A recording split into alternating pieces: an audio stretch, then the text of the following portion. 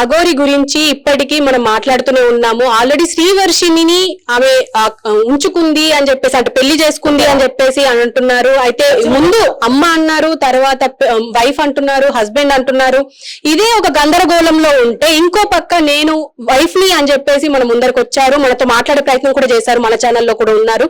అయితే దీని గురించి మనతో పాటు సాయి కృష్ణ ఆజాద్ ఉన్నారు, అడ్వకేట్. ఈయనతో మాట్లాడే ప్రయత్నం చేద్దాం. సార్, మీరు ఆల్రెడీ అఘోరిని సపోర్ట్ చేస్తూ ఆల్రెడీ అప్పట్లో, అంటే ఇప్పుడు ఆ అఘోరి ఎప్పుడైతే బయటకు వచ్చిందో అప్పుడు సపోర్ట్ చేశారు. ఇప్పుడేమో ఫస్ట్ కూతురు తల్లి బంధం అన్నారు, శ్రీవర్షిని మళ్ళీ ఇప్పుడు పెళ్లి అంటున్నారు, మూడోసారి పెళ్లి అన్నారు ఇప్పుడు మళ్ళీ.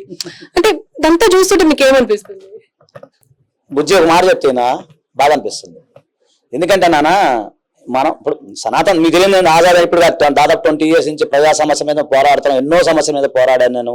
మన మిత్రులందరికీ తెలుసు, ఎన్నో హ్యూమన్ రైట్స్ కేసులు చేశాను. ఎవరే కష్టం ఉన్నా పరిగెత్తుకుంటూ వెళ్ళే వ్యక్తి నేను. అసలు నా జేబులో డబ్బులు ఖర్చు పెట్టుకుని చేసిన కేసులు చాలా ఉన్నాయి, మీకు అందరికి తెలియదు కాదు. నేను కూడా ఆ రోజు అది ఆయన సనాతన ధర్మము తర్వాత ఎన్ని అయినప్పుడు ఫస్ట్ నేను పట్టించుకోలే, ఓపెన్ చెప్తున్నాను. తర్వాత ఆంధ్రాలో ఏమైందంటే, అంటే యాక్చువల్ మాది విజయవాడ కృష్ణలంక, మా ఇంటికి ఆమెకు జరిగింది కదా ఘటన జరిగింది, పోలీసులు అది అంతా అదంతా జరిగింది 3 kilometers దూరం. ఇప్పుడు ఈ వర్షం వాళ్ళ ఇంటి దగ్గర జరిగింది. సో ఇట్లానే మీలాంటి జర్నలిస్ట్ పేర్లు చెప్పకూడదు, అంతా మీ వాళ్ళే. నా ఫ్రెండ్సే ఫోన్ చేసి ఏం అజేదన్నా అమ్మాయిని ఎవరు కొట్టాను మీ ఇంటి దగ్గర జరిగిందంట అంటే, అక్కడ అమ్మాయి అనేవాడిని అప్పుడు. అఘోరంటే అమ్మాయి కదా, అట్లా అనుకునేవాడిని. అమ్మాయికి అట్లా జరిగింది, ఆడపిల్లకి అన్యాయం చెప్తే ఎట్లా ఊరుకుంటావు అంటే, సరే అని చెప్పి నేను ఇమీడియట్ గా డీజీపీ గారికి లెటర్ రాశాను. దేవుడి తల్లి డీజీపీ గారు స్పందించి రక్షణ కల్పించాలని చెప్పి ఒక ఆర్డర్ ఇచ్చారు. మన ఛానల్ అన్నింటిలో కూడా వచ్చింది. సో అది అయిపోయింది, ఇక నేను పట్టించుకోలేదు దాని గురించి. తర్వాత చూసి ఇప్పుడు మంగళగిరికి సంబంధించిన ఘటన, ఇప్పుడు ఈ ఘటన ఇవన్నీ చూసిన తర్వాత నేను పట్టించుకోలేదు యాక్చువల్గా. అయితే ఈ శివరుద్ర స్వామి గారు నాకు పరిచయం ఎప్పటి నుంచో. ఆయన రాత్రి ఫోన్ చేశారు, సార్ మీరేమో అట్లా సపోర్ట్ చేశారు ఆ టైంలో, ఇతను చూసి అక్కడొక అమ్మాయి ఇక్కడొక అమ్మాయి పెట్టుకున్నాడు, సో మీరు ఇట్లా జరిగింది అంటే, షీఈ్ ఆల్సో అడ్వకేట్, ఆమెకు నేను తెలుసు, ఆమె నన్ను ఫాలో అవుతా ఉన్నారు. సో ఆమె జస్ట్ 2 నిమిషాలు మాట్లాడారు నాన్న, మీకు ఓపెన్ చేస్తాను. ఫోన్లో ఏమన్నారంటే, సార్ ఇట్లా జరిగిందంటే, అన్నమ్మ ఏదైనా సరే మీకు తెలియదు ఏముంది, సర్కమస్టాన్స్ ఎవిడెన్స్ లేకుండా మీరైనా నేనైనా మాట్లాడకూడదు. మీరు ఆ ఎవిడెన్స్ ఏదైతే ఉందో సర్కమస్టాన్స్ ఎవిడెన్స్ తీసుకురండి, మనం మీరంటే లీగల్ గా మనం వెళ్దాము, ఇబ్బంది ఏం లేదు. అలాగే మీకు విషయం విష్ణు అన్నాడు కదా వర్షినికి సంబంధించి, అతను కూడా నాకు ఎప్పటి నుంచో పరిచయం, ఇక్కడ కాదు ఈ సంఘటన కాదు, మాకు విజయవాడలో అప్పటి నుంచే పరిచయం ఆయన. సో అతను కూడా మన ఫోన్ చేసి, సార్ మీరే డీల్ చేయాలి అది అంటే, అన్న బాబు వద్దు నాకు, ఎందుకంటే మనం ఉన్న టెన్షన్స్ కి అని చెప్పి వాళ్ళు 15 days బ్యాక్ వచ్చారు మా దగ్గరికి. అప్పుడు నేను అపాయింట్మెంట్ ఇలా నాకున్న టెన్షన్స్ లో. ఇప్పుడు నేను ఈ రోజు ఎందుకు రావాల్సి వచ్చిందంటే, శివరుద్ర స్వామి గారు కొంచెం మనకు చెప్పారు, అలాగే మన జర్నలిస్ట్ మిత్రులు కూడా కొంతమంది చెప్పారు, అన్న నువ్వు అప్పుడు మంచి చేసావు కదా, మరి ఇట్లా జరుగుతుంది, మరి నువ్వు స్పందించాల్సిందే అంటే, ఇక తప్పని పరిస్థితుల్లో నీకు మీ అందరి సహకారంతో ముందుకు రావడం జరిగింది. ఇప్పుడే అమ్మాయి నాకు పరిచయము. చాలా మంది అన్నారు మాస్క్ వేసి, నేను మాస్క్ తీసే మాట్లాడానండి, ఎందుకంటే ప్రైవసీ ఇష్యూ అది. సో మనం దాని గురించి మాట్లాడడం, కానీ తను మాట్లాడిన అంటే తనకు ఒక క్లారిటీ లేదు. ఎందుకంటే అంటే మీడియా వస్తుంది అని చెప్పేసి ఆమెకు కూడా తెలియదు. శివరుద్ర సాధు గారు మాకు కూడా చెప్పారు. కానీ మీరు ఆమెతో మాట్లాడినంత సేపట్లో, అంటే జస్ట్ మాట్లాడారు, మీకు ఎవిడెన్స్ ఇవ్వలేదు అని అంటున్నారు కాబట్టి, మాట్లాడినంత సేపట్లో మీకేమనిపించింది? ఆమె జెన్యూన్ అనిపించిందా? నేనంటే అంటే లా వేరు, ఫ్యాక్ట్ వేరు. నేను ఇక్కడ లా గురించి మాట్లాడలేదు, లా గురించి మాట్లాడే ఎవిడెన్స్ కావాలి. ఫ్యాక్ట్ పరంగా ఒక మనిషిగా నేను ఆమెతో మాట్లాడిన విధానము, ఆమె చాలా ఎమోషనల్ అయింది. అమ్మాయి ఎమోషనల్ అయింది. ఆమె మీరంటే మాస్క్ తీసింది, ఎందుకంటే నేను కూడా చూడాలి కదా ఆమె. చూపించి నేను అడిగా, ఇంకా అడ్వకేట్ అని అడిగితే ఎస్ఆర్ అని షో యువర్ ఐడి కార్డ్ అని చూపించాను. ఆమె అంటే ఎన్రోల్మెంట్ అన్ని చూశాను. ఓకే, షీఈ్ ఆల్సో అడ్వకేట్, అదేం no doubt at all, but not practising. So చూసాను. తర్వాత ఆమె చెప్పింది, సార్ మీకు తెలుసు ఇట్లా అని చెప్పింది. నేను చెప్పాను, మరి కేసు చేయాలంటే మాకున్న ఉంటుంది కదా మా ఫార్మాలిటీస్, ఆ ఫీజులు అవన్నీ ఉంటాయంటే, సరే సార్ నేను అవన్నీ పే చేస్తాను. జరిగింది అయితే ఒక 15 నిమిషాలు చెప్పారు. యాక్చువల్లీ ఇంకో టైం ఇవ్వాలి నాకు, ఇంకో 1 hour దాకా నేను మాట్లాడాలి క్లయింట్ తో. కానీ మీరు అందరూ ఉన్నారు కదా, నేను అన్నాను ముందు వాళ్ళకి చెప్పిరాపమ్మా, ఒక మాట చెప్తే మనం నెక్స్ట్ వాళ్ళకి ఏదైనా మళ్ళీ ఒక రోజు పెడదాము, ఇక్కడ అయితే నేనే స్టూడియోకి వద్దాము, వెళ్దాము, ఇబ్బంది ఏం లేదు, మా అందరం మనోళ్ళే అని చెప్పడం వల్ల మేము బయటికి రావడం జరిగింది. వచ్చిన తర్వాత ఆమె చెప్తున్నారు, అంటే మీరు కొంచెం కన్వీనియన్స్ చేస్తే, మీరు కొంచెం రిక్వెస్ట్ చేస్తే బాగుండేది.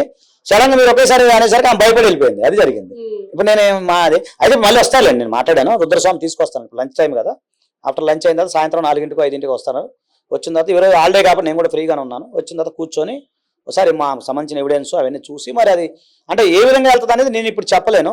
కానీ ఆమె చెప్పింది అయితే వాస్తవం అని నా మనసాక్షి అయితే చెప్పింది. ఎందుకంటే అడ్వకేట్గా మనం చూడంగానే చెప్తాం కదా, వాళ్ళ ఎదుటి అబద్ధం చెప్పారా లేదా అనేది మీకు తెలియదు ఏముంది.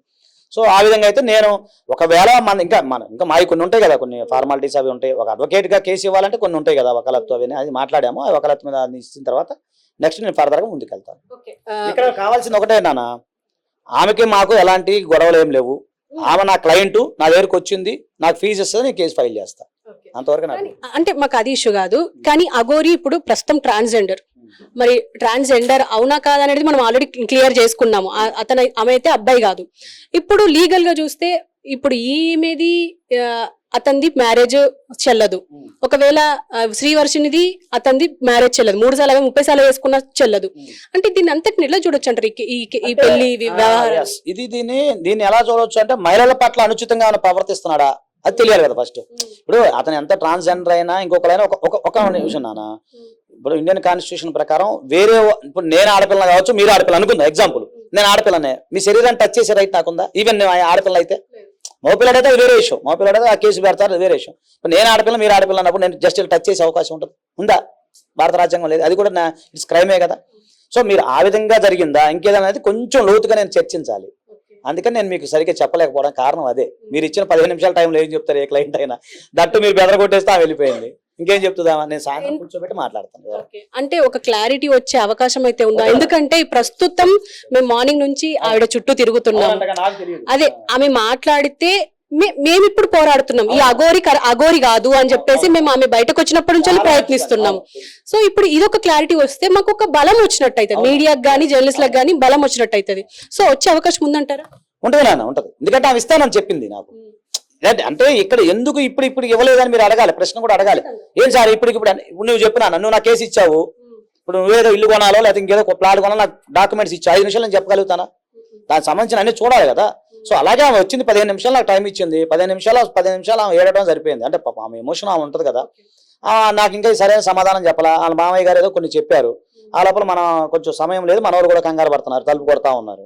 మీకు తెలియదు, మీరు చూశారుగా. ఇంక నేనేం చెప్తాను? సరే వాళ్ళకి సమాధానం చెప్పి పంపించు, మళ్ళీ ప్రెస్ మీట్ పెడదాము, కంగారు ఏం లేదని చెప్పాను నేను ఆ అమ్మాయికి. ఆమె ఏం చేసినట్టు ఆమె మరి మీరు ఏమన్నారు టకటకలు లేచి వెళ్ళిపోయింది. మరి అని నేను పిలిచి మాట్లాడతాను. ఒకటండి, నేను ఎప్పుడు ఆజాద్ అనే వ్యక్తి, న్యాయం కోసం పోరాడే వ్యక్తి, అది మీకు తెలియదు ఏం కాదు. నేను ఎప్పుడు కూడా మీడియాకి సపోర్ట్ చేస్తాను. ఒకవేళ ఎలాంటి ఎవిడెన్స్ ఉన్నా కూడా నేను మీకు ఖచ్చితంగా షేర్ చేస్తాను. అందరి నెంబర్లు నా దగ్గర ఉన్నాయి, ఏముంది, మన గ్రూప్ లో పెడితే అందరు చూసుకుంటారు. Thank you sir, thank you very much. So చూసారు కదా, మొత్తానికి ఈ అఘోరి అనేబడే శ్రీనివాస్ కి ఆల్రెడీ ఇంకొక మ్యారేజ్ అయ్యింది. అంటే అదే 30 రోజుల్లో మళ్ళీ శ్రీవర్షిని పెళ్లి చేసుకున్నారు అని అంటున్నారు. మరి ఏదేమైనా ఒక క్లారిటీ అయితే